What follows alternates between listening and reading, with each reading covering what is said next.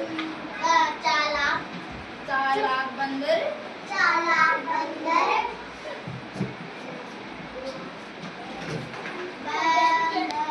चालाक बंदर और दो बिल्लियाँ। दो बिल्लियाँ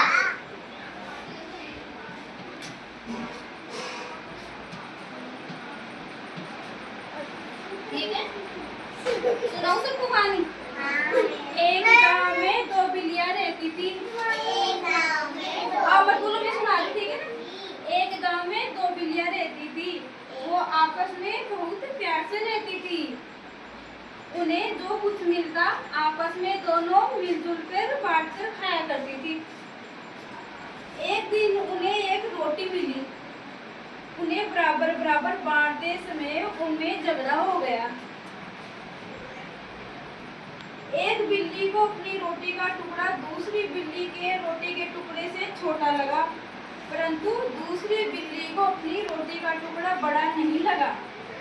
जब दोनों बिल्लियां किसी समझौते पर नहीं पहुंच पाई तो दोनों बिल्लियां एक बंदर के पास गई।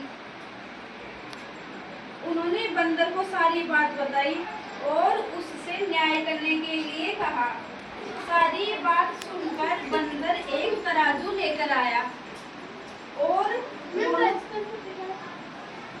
दोनों टुकड़े एक एक पलड़े में रख दिए।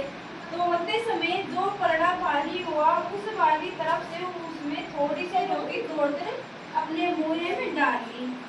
जब दूसरी तरफ का पलड़ा भारी हो गया तो बंदर ने उस तरफ से रोटी तोड़कर अपने मुंह में डाल ली।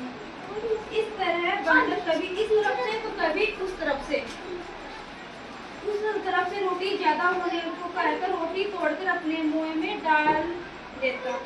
दोनों बिल्लियां चुपचाप बंदर के फैसले का इंतजार कर रही थी, परंतु जब बिल्लियों ने देखा कि रोटी के दोनों टुकड़े बहुत छोटे छोटे रह गए तो वह बंदर से बोली कि आप चिंता न करें, हम अपने आप बांट कर खा लेंगे।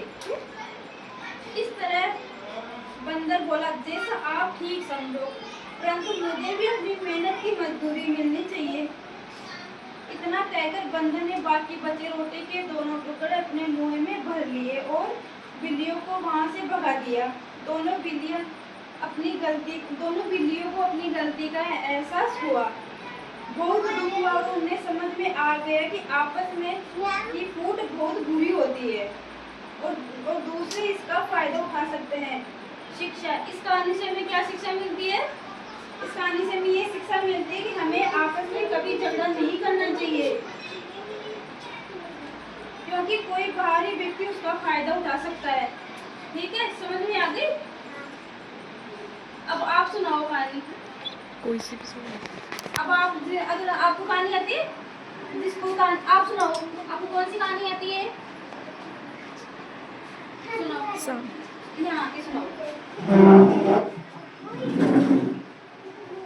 हाथी राजा बहुत बड़े, हाथी राजा बहुत बड़े, सूंड लाके कहाँ चले, सूंड लाके कहाँ चले, आओ मेरे घर पे, आओ मेरे घर पे, मेरे घर पे आओ ना, मेरे घर पे आओ ना, मेरे घर पे आओ ना, हलवा पूरी खाओ ना, हलवा पूरी खाओ ना, आओ बैठो कुर्सी पर, आओ बैठो कुर्सी पर, कुर्सी गिरी धड़ाम से लहाएगा, कुर्सी होगी चटपट, कुर्सी बोली चटपट, कुर्सी बोली चटपट, हाथी राजा गिरे धड़ाम, हाथी राजा गिरे धड़ाम, उससे लिख रहा है राम, उससे लिख रहा है राम। बहुत बढ़िया। अब कौन सुनाएगा?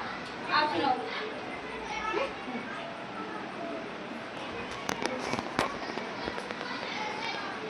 मछली जल की रात, सीला की जवानी है, सीला गई बाजार से लाए दो आलू, पीछे पड़ गए दो आलू, बंद किया दूध, पीछे पड़ गया भूत, भूत लगाया सैर,